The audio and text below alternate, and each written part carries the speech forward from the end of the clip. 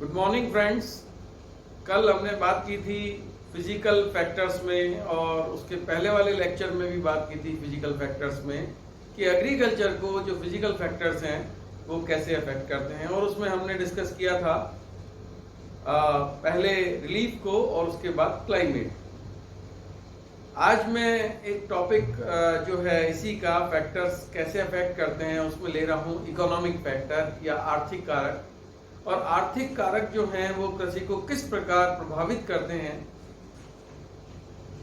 पूरी विश्व में जो कृषि है वो आर्थिक कारकों से कैसे प्रतिबंधित है, इसके बारे में आज हम डिटेल में स्टडी करेंगे। जब से मानव सभ्यता में कृषि का विकास शुरू हुआ है तब इसका जो अधिकांश भाग था वो जीवन निर्वाहन के रूप में था। लेकिन जैसे जैसे विश्व में जनसंख्या का प्रसार हुआ, जनसंख्या में वृद्धि हुई, विश्व के विभिन्न भागों में जनसंख्या का बसाव होने लगा और मानव के विकास के साथ साथ जो उद्योगों का विकास या अन्य आवश्यकताओं की जो जरूरत महसूस हुई, तब कृषि का जो स्वरूप है वो थोड़ा बदलने लगा। और सबसे पहले जो कृषि में आर्थिक कारकों का योगदान हुआ वो परिवहन के रूप में हम देख सकते हैं कि किस प्रकार जो कृषि क्षेत्र हैं वो बाजार और परिवहन के तुलना में बदलते हैं। कृषि क्षेत्रों का जो है या कृषि केंद्रों का जो रूप है वो परिवहन या बाजार दोनों जो है उसके मूल्य को तय करते हैं और इसी के आधार पर कृषि की जो उपज है वो की जाती है।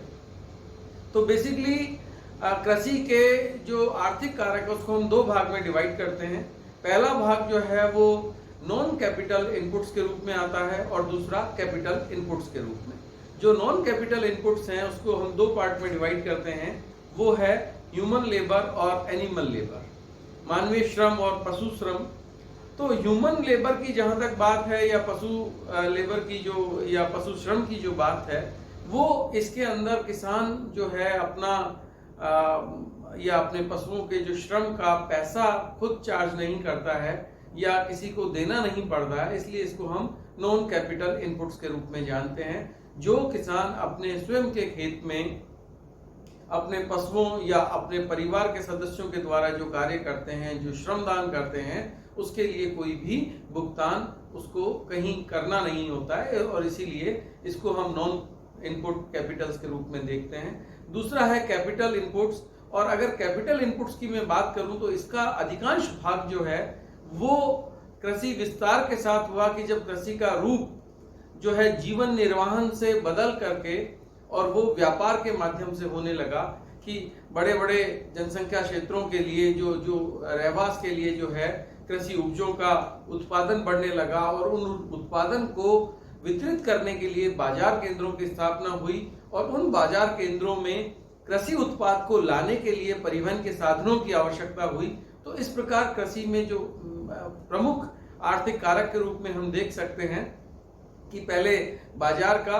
और उसके बाद परिवहन का, इन दो चीजों का जो विकास है वो अत्यधिक तेजी से हुआ। आज अगर कृषि उत्पाद किसी किसान के द्वारा किया जाता है और उन फसलों को बाजार तक नहीं लाया जाता है तो उसकी वैल्यू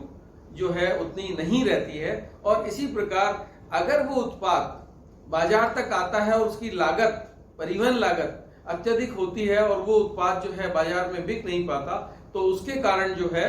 ये आर्थिक रूप से अगर हम देखें तो बहुत ज्यादा प्रभावित करता है कृषि को। तो इस प्रकार आर्थिक कारक जो है उसमें प्रमुख रूप से बाजार और परिवहन, इन दो का अपना एक महत्वपूर्ण योगदान रहता है। इसके अतिरिक्त अगर मैं बात करूं कि वर्तमान समय में जब कृषि विस्तार हुआ विश्व के विभिन्न क्षेत्रों में तो सिंचाई की आवश्यकता बढ़ने लगी, क्योंकि हम जानते हैं भारत जैसे देश में भी जहां मानसून की खेती की जाती है, खास तौर से भारत में 3 जो है सीजन की फसलें ली जाती हैं, वो है रबी, खरीफ और जायद की। रबी जो क्रॉप है वो विंटर क्रॉप है, खरीफ जो है वो रेन बेस्ड या मॉनसून क्रॉप है और जायद जिसको हम समर क्रॉप भी कहते हैं। तो बेसिकली जो मॉनसून है उसके अतिरिक्त जो रबी और जो जायद की फसलें हैं उनके लिए सिंचाई की आवश्यकता पड़ती है। और ये सिंचाई का जो माध्यम है वो या तो नलकूप या ट्यूबवेल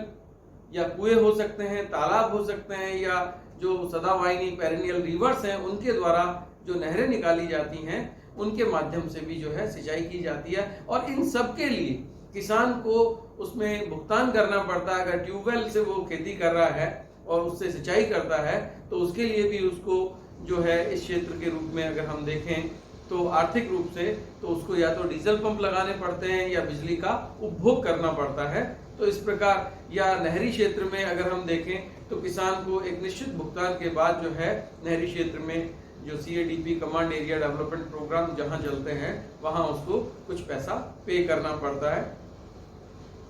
तो ये जो सिस्टम है आज के अर्थव्यवस्था जो कृषि के अंतर्गत है, इसमें आर्थिक कारकों का जो रोल है वो दिन प्रतिदिन बढ़ता जा रहा है। और इसके साथ एक नवीनतम, जब विज्ञान का युग प्रारंभ हुआ तो कृषि में एक आमूलचूल परिवर्तन देखने को मिला, और वो मिला कि 1945 में जब विश्व युद्ध हुआ उसके पश्चात ज्यादातर देश जो है स्वतंत्र हो गए और इन देशों में अपने अपने क्षेत्रों में विज्ञान और तकनीकी का जो उपयोग था वो अत्यधिक रूप से होने लगा। और इसी समय में जनसंख्या का प्रसार पूरी दुनिया में बहुत तेजी से हुआ और इतनी बड़ी जनसंख्या को भोजन आपूर्ति के लिए जो है कृषि उत्पादों पर निर्भर रहना पड़ रहा था। तो ये जो कृषि उत्पाद हैं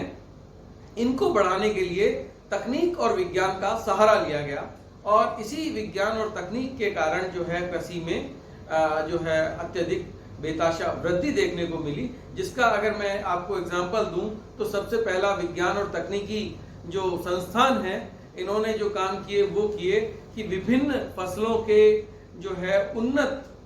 अधिक उपज देने वाले बीजों का विकास किया, जिसको हम हाई यील्ड वैरायटी सीड्स कहते हैं। इसके साथ मिट्टी के उपजाऊपन को बरकरार रखने के लिए कृत्रिम खाद का निर्माण किया गया, जो भूमि के अंदर नाइट्रोजन, फास्फोरस और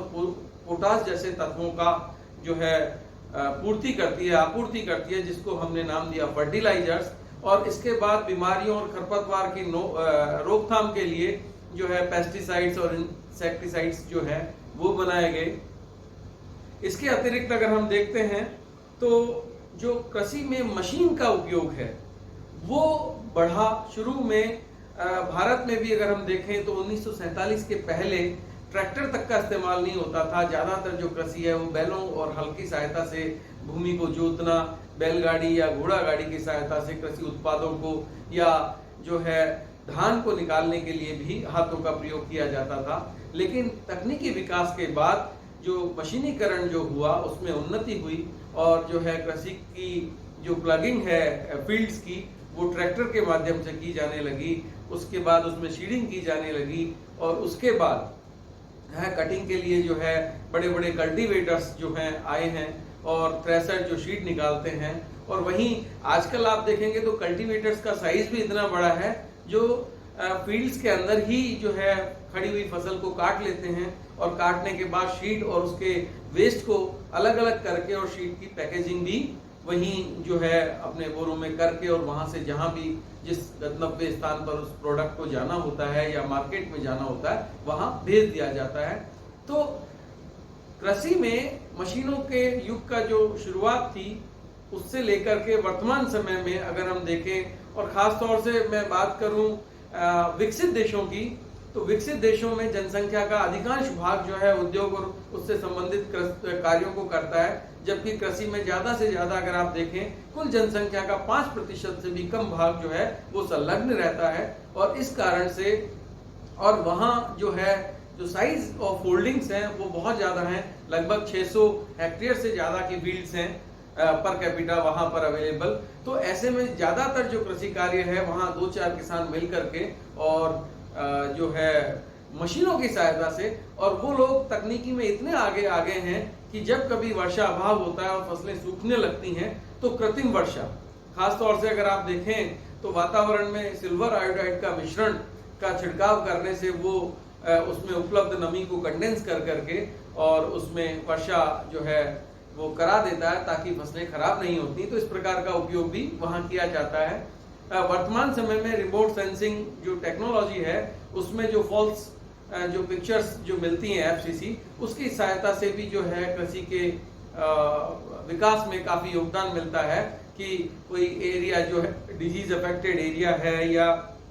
कहीं सिंचाई रह गई है तो उसको भी उसके माध्यम से पूरा कर सकते हैं, उसके लिए डिमार्केशन किया जा सकता है। और इस प्रकार कृषि में अगर हम देखें तो साइंस एंड टेक्नोलॉजी का अपना एक बहुत बड़ा रोल जो है वो सामने देखने को मिलता है। भारत जैसे अगर मैं देश की बात करूं जहां 1947 के बाद अंग्रेजों के राज से मुक्ति मिलने के बाद भारत में कृषि पैदावार को, क्योंकि भारत के जो अधिकांश कृषि क्षेत्र थे वो या तो पूर्वी और या पश्चिमी पाकिस्तान में चले गए, जबकि भारत में जनसंख्या का जो है जमाव अत्यधिक हुआ और इमाइग्रेशन जो इन दोनों क्षेत्रों से हुआ, पूर्वी और पश्चिमी पाकिस्तान से। जबकि भारत ने 1947 में आजादी के बाद अगर पहली कोई समस्या जो भारत सरकार के सामने थी वो थी खाद्य समस्या, कि लोगों के लिए खाना नहीं था। और इसके पश्चात जो है उन्होंने इसको पूरा करने के लिए विदेशों से खाद्य फसलों का आयात भी किया। लेकिन भारत में फसल उत्पादन को बढ़ाने के लिए जो है मशीनीकरण, विज्ञान और तकनीक का जो विस्तार किया गया और किसानों को जो है इन प्रोडक्ट को खरीदने के लिए सब्सिडी दी गई और उनके अंदर जो है एक अवेयरनेस दी गई। आज वर्तमान समय में हम देखें तो सॉइल टेस्टिंग तक जो है किसान के फोन पर उपलब्ध है और इस प्रकार जो है भारत में सभी फसलों और पशुपालन के लिए जो है नेशनल लेवल के रिसर्च सेंटर स्थापित किए गए हैं, जिनके माध्यम से जो है उन क्षेत्रों में उन फसलों का विकास किस प्रकार और अधिक हो सकता है, किस प्रकार उनको उन्नत बनाया जा सकता है पैदावार के रूप में, तो वो किया गया है। इसके बाद अगर मैं बात करूं तो एक जो महत्वपूर्ण टॉपिक है इसका कृषि भूगोल में आर्थिक कारकों का, उसमें आता है मैनेजमेंट या प्रबंधन। वर्तमान समय में कृषि की अगर व्यवस्था को देखना हो, क्योंकि कृषि जो है वर्तमान समय में एक उद्योग का दर्जा रखती है और ऐसे उद्योग जो प्राइमरी एक्टिविटीज से जुड़े हुए थे उनके अंदर जब साइंस एंड टेक्नोलॉजी और मार्केट ने एंटर किया तो उसके बाद इसमें सबसे महत्वपूर्ण चीज जो आई वो था उसका प्रबंधन। तो प्रबंधन के लिए जो है सबसे पहले अगर मैं बात करूं कि मार्केटिंग एजेंसीज की, जैसे भारत जैसे देश में कृषि उत्पादों को बाजार तक लाने और उनके वितरण करने के लिए जो है मार्केटिंग एजेंसीज के रूप में कृषि विपणन केंद्र बनाए गए, कृषि मंडियों में जिनका स्थापन किया गया और जो किसान हैं वो अपने उत्पाद को, अपने फसल उत्पाद को जो है इन केंद्रों तक लाते हैं और उसके पश्चात जो है उनका जहां भी जो उनका मार्केटिंग करना होता है वो वहां के माध्यम से किया जाता है। इसी प्रकार जो एक सबसे बड़ा सिस्टम है ट्रांसपोर्ट का, वो मैं आपको बताना चाहूंगा कि वर्तमान समय में जो परिवहन है उसके बगैर हम कृषि के विस्तार की या विकास की कल्पना भी नहीं कर सकते। एक बहुत छोटा सा देश है न्यूजीलैंड, एक दूसरा देश है कनाडा, तीसरा है अर्जेंटीना। ये अपने कृषि उत्पादों के लिए, खास तौर से न्यूजीलैंड, ऑस्ट्रेलिया, जहां पर डेयरी उत्पाद बहुत ज्यादा हैं लेकिन वो दुनिया के उन जनसंख्या सेंटर से बहुत ज्यादा दूर है, तो परिवहन ही एक ऐसा माध्यम है। आजकल जो एयरशिप कार्गो हैं उनके द्वारा वो अपने डेयरी उत्पाद को या जो तकनीक के द्वारा इन परिवहन के साधनों में शीतलन का या रेफ्रिजरेशन का जो विकास किया गया है उनके माध्यम से ये जो उत्पाद हैं ये जनसंख्या केंद्रों तक पहुंच पाते हैं। इसी प्रकार अगर अर्जेंटीना को देखें या कनाडा को देखें तो ये अपने गेहूं का जो उत्पादन है इनका, इनकी जनसंख्या से बहुत ज्यादा उत्पादित करते हैं और ये विश्व के उन केंद्रों को, जनसंख्या के जो अधिक जमाव के केंद्र हैं वहां पर वितरित करते हैं। तो इस प्रकार ट्रांसपोर्ट जो है या परिवहन जो है वो इस बात की तय करता है कि कृषि के अंदर किन फसलों का उत्पादन किया जाएगा, बाजार से उनकी दूरी कितनी होगी और वो दूरी और उसका जो उपज का जो मूल्य है वो दूरी के अनुपात में घटेगा या बढ़ेगा। और वर्तमान समय में अगर हम देखें तो जैसे जो बड़े मेट्रो सिटीज हैं जिनके सराउंडिंग्स में या जिनके फ्रिंज एरिया में जो हॉर्टिकल्चर डेवलप किया जाता था उसका नया नाम आजकल जो है वो मार्केट गार्डनिंग या ट्रक फार्मिंग भी कहते हैं। अमेरिका या यूरोप के देशों में जहां पर शहरों का विकास और विस्तार जो है अत्यधिक तेजी से हुआ, वहां पर ये जो बागवानी क्षेत्र हैं जिनमें दूध, फल सब्जियां और फूलों का उत्पादन किया जाता था, ये शहरों से काफी दूर स्थापित हो गई हैं। लेकिन वर्तमान समय में उन्नत राजमार्गों के विकास और तकनीक के आधार पर मशीनों के विकास के कारण ऐसे ट्रकों का विकास हो गया है जो बहुत तेज गति से उस उत्पाद को बगैर खराब हुए शीतलन के कारण जो है बाजार तक पहुंचा पाते हैं। तो इस प्रकार परिवहन के द्वारा ही कृषि के मूल्य और उसका जो उत्पादित करने की जो किस्में हैं वो निर्धारित की जाती हैं। इसके अलावा एक और महत्वपूर्ण बात है फंडिंग एजेंसीज कि कृषि के अंतर्गत जो पैसा है या जो फंड्स जो उपलब्ध होते हैं उनके लिए सरकारी स्तर पर, राष्ट्रीय अंतर्राष्ट्रीय स्तर पर या राज्य स्तर पर या जिला स्तर पर किस प्रकार का, अगर मैं विश्व स्तर पर बात करूं इसकी, तो विश्व में फूड एंड एग्रीकल्चर ऑर्गेनाइजेशन है, पूरे विश्व का जो कृषि और इसके उत्पादों को देखता है, उसकी मॉनिटरिंग करता है। इसी प्रकार अगर भारत में देखें तो आरबीआई की जो सिस्टर ब्रांच है जिसको हम नाबार्ड कहते हैं, ये भारत में कृषि और ग्रामीण विकास के लिए जो बैंक स्थापित किया गया था 1982 में, ये कृषि के लिए लंबी अवधि के जो ऋण हैं उपलब्ध कराता है। इसके अतिरिक्त जो नेशनल बैंक्स हैं या जो कोऑपरेटिव बैंक्स हैं, ये सारे के सारे जो हैं उपलब्ध कराते हैं। और इस प्रकार जो कृषि में फंड जो है वो जनरेट किया जाता है, जिसके कारण किसानों को आज प्रत्येक आवश्यकता उसकी, चाहे वो उसको भूमि सुधार करना हो, चाहे फसल के लिए बीज प्राप्त करना हो, चाहे वो पानी के लिए पंप या उसका ट्यूबवेल खोदना हो, या एग्रीकल्चरल मशीनरीज का जो है परचेज करना हो, या उसको ट्रांसपोर्ट के लिए जो है कोई आवश्यकता हो। तो इस प्रकार जितनी भी फंडिंग है वो वर्ल्ड टू डिस्ट्रिक्ट लेवल पे अगर हम देखें तो ये सारी जो एजेंसीज हैं ये किसानों को फंड जो है उपलब्ध कराती हैं। और इसके साथ एक सबसे बड़ी बात है कि भारत जैसे देश में इन सभी फंड्स के ऊपर सब्सिडी भी दी जाती है। जैसा अभी आपने देखा होगा, भारत में काफी कुछ समय से किसानों ने बहुत ज्यादा आत्महत्या की है, और उसके पीछे, उस आत्महत्या के पीछे जो कारण है वो किसान की उपज का उसको मूल्य नहीं मिल पाता, और वो जो फंड्स बाहर से जो लोन के रूप में बैंक से या कहीं और से प्राइवेट एजेंसी से लेता है, चुका नहीं पाता, और उसके कारण उसको आत्महत्या की ओर अग्रसर होना पड़ता है। लेकिन सरकारी स्तर पर कई जगह इसमें सब्सिडी भी दी जाती है। हाल ही के जो भारत सरकार के लिए लोकसभा चुनाव या जो राज्य सरकारों के लिए जो चुनाव हुए हैं, उसमें